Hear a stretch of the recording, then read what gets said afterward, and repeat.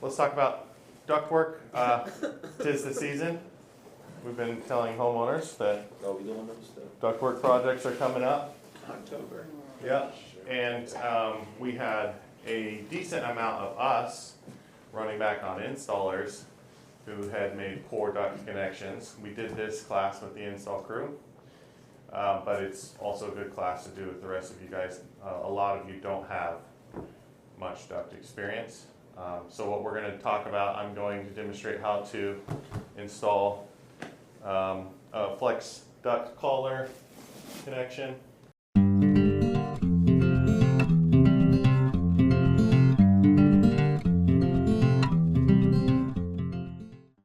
And if you guys could all pull out the HVAC app, we are going to compare it to Brian's 9-panel on duct connections. HVAC app checklist. Making a leak-free duct connection. Number one, you're wiping down the metal. We aren't doing that. If you're working with spiral duct, often it is conditioned and it's covered in oil. So just understand that if in commercial applications we will use a lot of spiral duct and then we will convert to flex in hidden areas, and then the spiral duct in the main open areas look real pretty. And when you do that, it's covered in oil, and so stuff doesn't stick to it well. So you clean that point up, or you clean it before you paint it. But this is not conditioned at all. We don't need to clean this.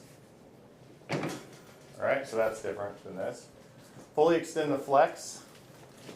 Does anybody know why that's important?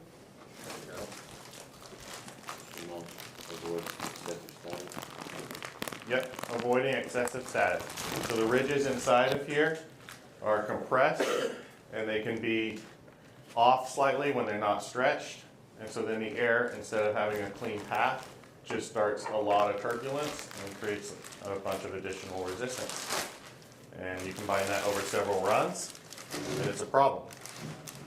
So we take the duct, grab the inner layer, pull it with whoever's with us, stretch it out. Oftentimes I'm bringing a bag up into the attic, and then I'm just walking. Somebody is standing there with the bag and walking, and then we stretch it out. Make sure that the whole duct is stretched. Great. That's the inner layer that gets stretched. Pull back the insulation and tuck it. And then here, what do we have? Number 4, tape and squeegee. That's not our method, is it? No. And a lot of the reason is the size of the collars that we use. Once you get our inner layer on, and then there's not a clean area for tape typically, and what's our method to make Mastic and Panduit? Yeah. So I still use duct tape first, because you can make it tight around there. And that's completely fine if you want to do that as well. Yeah. So duct tape would be like an extra step to make a good airtight seal. So what we do is we put mastic in between here and the inner layer, and then we fold plenty of our inner layer over, and then we Panduit strap right on this ridge. Our inner Panduit strap connects and sits against the back of this ridge. So as you tighten it down, you can usually feel, once it's finger tight, you can slide it back and you can usually tell we're on the ridge. And it's important because this is a spiral that we have multiple layers on the other side of that Panduit strap. Not just one layer, because if one layer is on the other side of the Panduit strap, then on the other side we don't have a metal ring tucked under. So we pull multiple layers of that inner, and then Panduit strap right on the edge. And then that inner layer is the most crucial connection, right? Because that's our airtight seal. The outer layer is just to keep things from sweating, and then we don't have a heat loss. That's it. But the whole inner layer, start to finish, is the most crucial connection. It must be solid. You can use a bunch of mastic out here. You can try to strap things poorly like was done on this one and hope that you're doing a good job, but if the inner layer is bad, you're still going to leak air all throughout, right? Okay. Next, they show the panduit strap. We talked about that. They show masticing on top of the tape. This is a good point to bring up to all of you. Mastic is not designed to be our seal. We do mechanical seals. Mastic holds our mechanical seal in place. All right, so if we're doing a duct board connection, the duct connection needs to be mechanically tight, insulation to insulation, no air leaking. We don't need mastic at all to make this airtight, but we use mastic to hold our mechanical bond in place. We can't fall back on mastic as the resource for jamming air leaks. And one, because once you do that, it doesn't ever really dry on the inside. That air leak is cold, wet condensation area. Two, mastic is not an insulation. So it gets cold, the outside of it sweats, and we get black liner all around our mastic growth from the outside of our unit. And that means that there's not an airtight seal with our mechanical bond. Next, strapping. I recently was doing a duct job.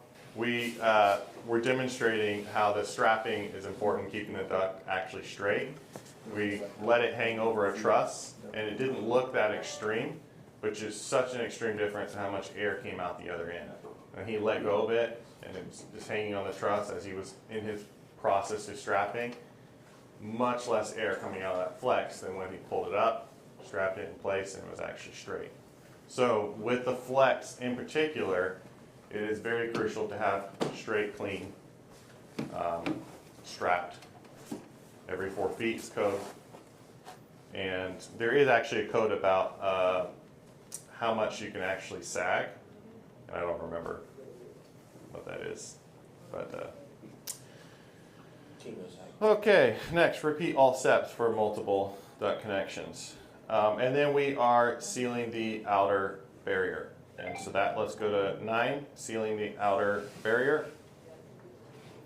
So we can use a panduit strap to kind of help hold the insulation in place, and then mastic to keep this bond against here. And so the mastic helps hold the outer layer against here so that throughout the years when people are crawling through the attic or just sagging or the pressure of the air causing vibration, we don't have this outer layer peel back. What happens if the outer layer peels back? Sweats. That's right, it doesn't leak air, does it? Because we already did an airtight seal on the inside. But why does it sweat? Dew point. That's exactly right. The metal is at dew point of that attic. The water starts forming, dripping, and all sorts of problems. Okay, everyone get up and come over here and take a look at the difference between the one I did and the new guys. So you can see mine is airtight around this seal. And when you're doing a collar, this is your most important seal, airtight seal. And you see here we have a little bit of a badly cut hole, but also look at the room they had to actually push this in tighter. And a couple of the tabs not bent down. I'm not sure why we had mastic on the outside. It was probably on somebody's hands. So this is not a guaranteed airtight seal or an insulated connection right there. That could be what ends up leaking. And then if you look at the top, right here, their panduit strap has slipped off the outer, which will be completely fine as long as this is already dried, which it looks like it has. Yep, but we have gaps. Now again, these gaps should be fine if we've done an airtight seal. They didn't. I'm guessing those would leak. But this shouldn't be where we are making our airtight seal. The airtight seal happens on the inside. Okay? All right, so I'm going to go ahead and put one in. So I often find myself stuck in the attic where I left my pin or some other device away, and I do this to mark my duct hole. And you can barely see it. Or sometimes I do this. I have the imprint. It's not super reliable, so let's just keep a marker on us. Now, the damper, if you have a damper, baffle damper coming in here, a manual, you have to keep your perfect circle, right? Sometimes you're putting a connection in between two other pieces and you're footballing, but you're not going to be able to put a damper in that. So keep in mind, you need to investigate your circle, make sure it's circular. Thank you.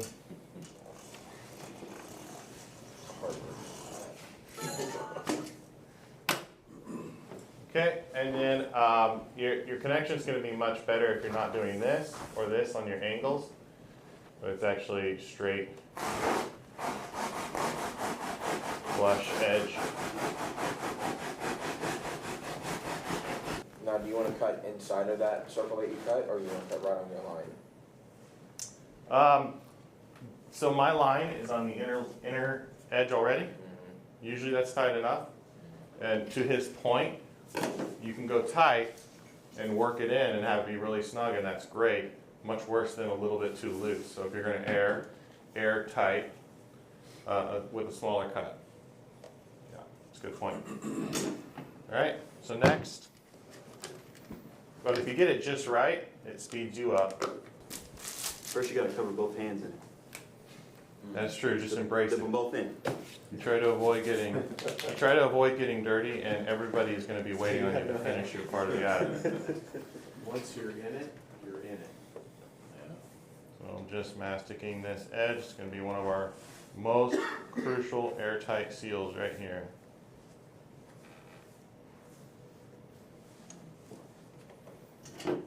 All right, make sure these inner tabs are bent in so they don't get caught on the way in.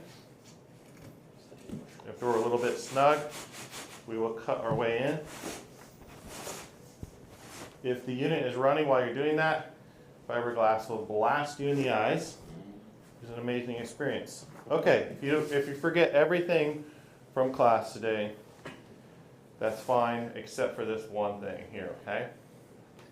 I want lots of pressure as we tab this in. I want this squeezing the duct board all the way around. So you usually don't have this hanging in the air.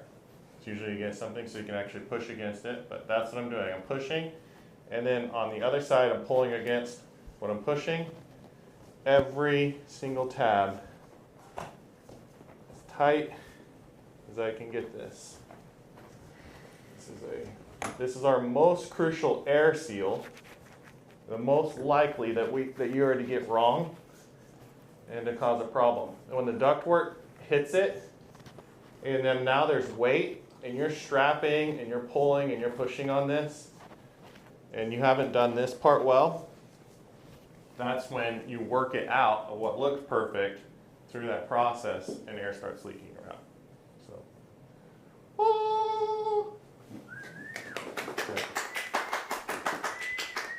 Some more ductwork.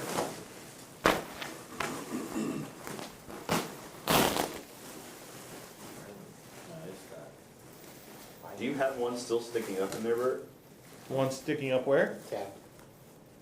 Yeah, you still got one sticking up. Oh, Yeah, you this just is chose a that? new guy for that. Wow. Yeah. Yeah, that's That was a touch, right? Good job, Ronnie. points. There's a metal wire in here. Give yourself an attic bag that has all that you need for this. It'll be a very frustrating moment.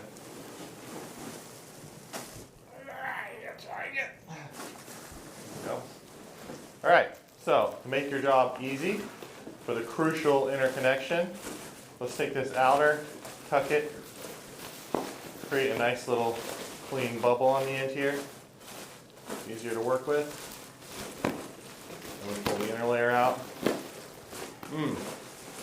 Now, when you're doing this, inside your bag you should also have strapping material so that before you make your first connection, you have your first strap in place. That way the whole time you're working, the ductwork isn't pulling away from what you're doing. Does that make sense? Mm-hmm. Good, that makes sense. Can you move your banana real quick? Oh, that tickled Austin. It's just a funny sentence. All right, we got one layer and 2 layers. You don't mastic that part? No, we absolutely do, my man. Sorry, That's not a gas. I'm humoring Should we myself. take a table into the attic too? Yeah, I know, right? I know, right? You can seriously take plywood. Yeah, we All got right, the little you platform. can mastic around here, and for some reason it's much messier. I'm not really sure why. Somebody can teach me the physics of that. But if you mastic on the inside of here, same job, less mess. I think it has something to do with mastic being on the outside versus the inside. That makes more sense. Boom, that's what I was going for, making more sense. All right, so now we've had at least 2 rings in past, and we can make our mechanical bond. Just two. Huh? Elliot does 3. 3 is better than 2. 2 is the minimum required. Too short? No, sir, this is a 10-inch. Perfect. Are we gonna get longer conduits for bigger ducts, or we just gotta double up like we normally do? We're gonna double up, but the longer conduits are sure nice whenever they get accidentally ordered. Yeah. Gotcha. All right, so here I am snugging it around, making sure that it's against that lip. And part of the reason I have it back against that lip is that when the second conduit strap goes on, I like to have it on this side of this knob. This can actually hold that one in place as well, right? The larger our ductwork, the more likely we are to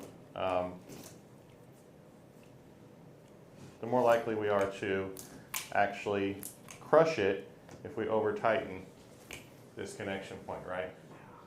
So when you're working with 14, 16, 18, 20, get it tight without crushing the ductwork.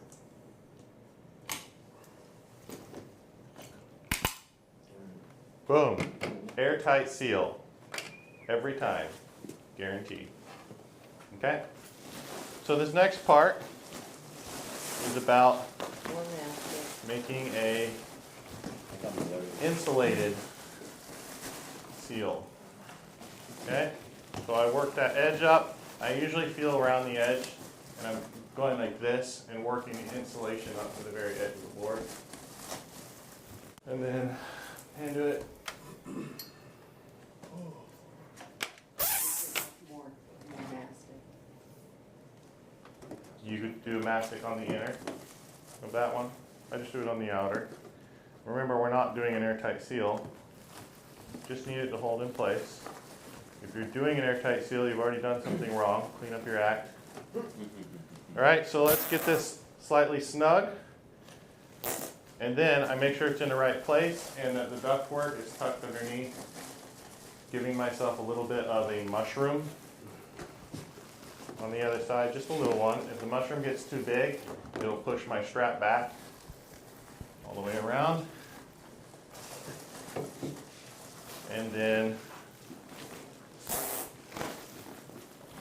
tighten it a little bit more and just keep going. Now, I've learned that if I just keep tightening before I'm in the right spot, it'll slide off the back like this one did. Right here. Now, this is the part that people talk about, they've given us the most flack for, which is that when you tighten this down, you compromise the R value of your insulation, right? Because you're squeezing it. It's never actually a problem unless you have a unique situation where you have an attic that is just everything's sweating already. We're at dew point, all of our connections, low spots in the ductwork sweating. Other than that, it's never actually a problem. Okay, but just keep it in mind if you're wondering why all of your panduit straps are sweating in certain attics that you go into, and you're there to address the problem. You can make this bond without the panduit strap because it's not holding anything in place. You strap this, tie it up, and you tie it so that it's pulling the duct towards the joint. And then you fab the outside of this, put mastic around it, and you have a bond without this. This is just quicker and more secure for 98% of your applications. This one, I don't get nearly as tight as the inner one. Okay, so now if my connection all around here is clean and good insulation, I can just take mastic and fill that just enough to hold the outer layer in place, which is its job. It's not an airtight seal. Right? If it's a little bit messy, bigger, maybe it's really close to other duct, then that's where the fab comes in handy. You can take the fab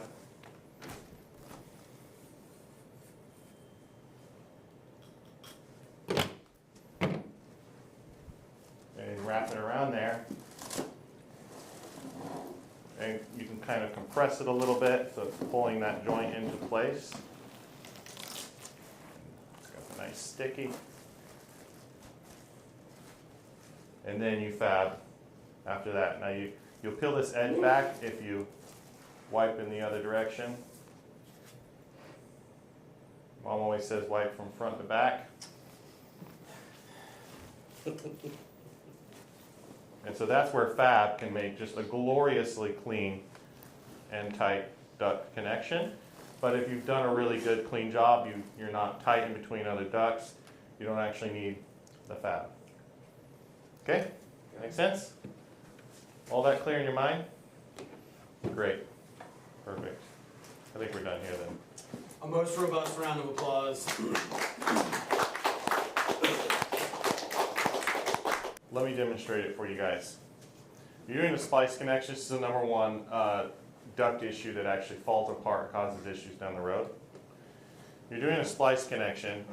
The direction of the air, you need to understand that and make that your inner seal. So the direction of the air comes in, and that's going to be the first inner layer that goes onto your splice. Why is that?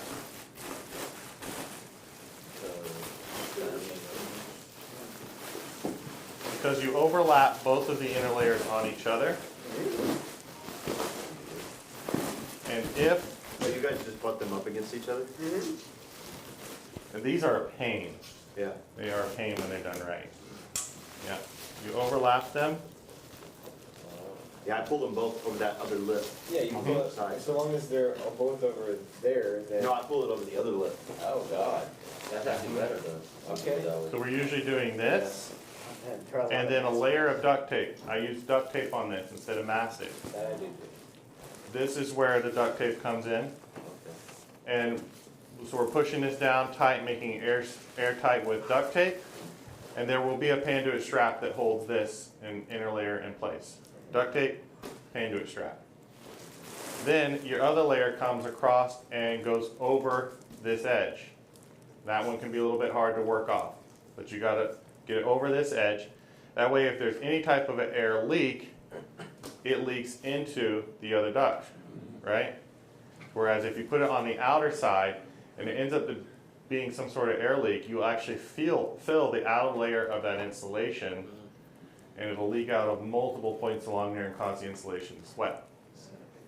So that's why the inner layer, and then duct tape is your friend up here, because these are always hard to hold in place and get right. It can be very frustrating.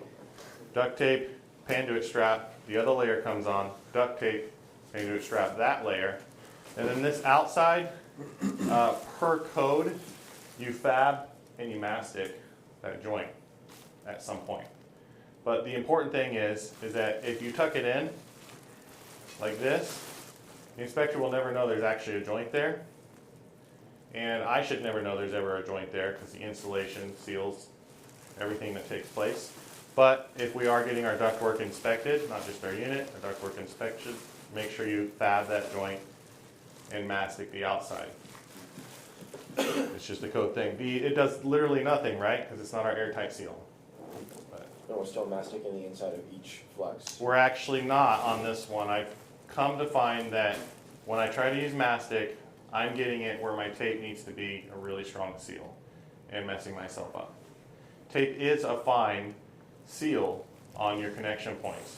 And the reason we didn't use it on here is because you end up not having enough room to get enough of the inner layer on safely and then tape and have a good bond. Whereas this, you have plenty of room to make a good tape bond. And so tape is duct tape, literally designed for ductwork, is a fine steel. If you have clean area, and so if you do the mastic thing and you put it on the inside of here, and you can make it clean, more power to you. That is an extra protection. I just found that I kept getting myself messy and not being able to get a good clean. What about spray glue? Could you do that on the inside? Spray glue is a backfire. I've tried that on these. Sticks quick. This gets stuck where you don't want it every time, and then you try to move it and it starts ripping, and then you're very upset. Yeah, but I have tried that. It's like, this has got to be better. You try spray glue. It was not. Great question. So when you say duct tape, you mean the silver tape? Nope, No, the Actual black. duct? the one called duct tape. Yeah. The silver tape is just, I wasn't trying to be insulting. Right, yeah. No, the metal tape is literally metal tape. It's designed for metal surfaces. It's a mechanical bond for metal. So we do our duct board to our unit, and this little sheet of metal right here passes as our metal bond on our duct connection. So, yeah. Wow. Make sense? Always strap this right in the middle of where our connection is, and then on each side, we don't want our duct pulling away from that connection. We want it strapped up and that spot supported. Thanks for watching. If you're willing, give this video a thumbs up and drop us a comment. Don't forget to hit that bell icon to stay updated with all of our future videos. And as a quick reminder, HVAC School isn't just a YouTube channel. Dive deeper with us at our main website, hvacrschool.com. Curious for more knowledge on the go? We've got you covered. Tune into the HVAC School podcast, available on all your favorite podcast apps. And while you're at it, join our thriving Facebook group. Also, don't miss out on our free mobile applications available for both iPhone and Android. We're all about community. For techs, by techs.